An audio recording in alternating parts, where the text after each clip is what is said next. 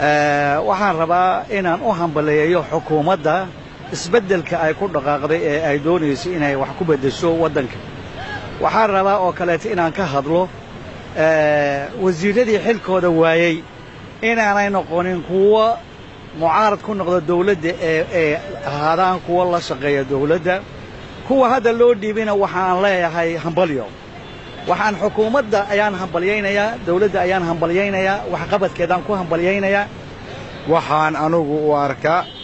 isku shaandhayntii xukuumadda golaha wasiirrada ku timi ee saddexda wasiir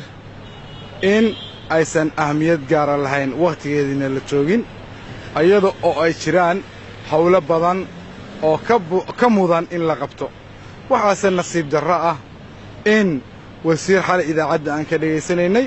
oo jooga xuduudka Soomaaliya oo Kenya kala xaajisanay arrimihii Soomaaliya oo kala hadleeya biri iyo badba lagu sameeyo arrintiisii iyo shaqadiisii uu qabtay ee Soomaalinimada uu qabtay dhabar jab waxaan u arkaa xukuumaddu dana si ay waqtigeeda ay u sii dheeraado inay danaheeda ku difaacanayso oo dadkanu ay haystaan dad xildhibaanna keensan kara ay yihiin ama wacyiga waddanka fahansan sidii ay kursiga ku sii joogi lahaayeen laakiin waxay ummadda u soo kordhinayaan oo kale ma garan karaan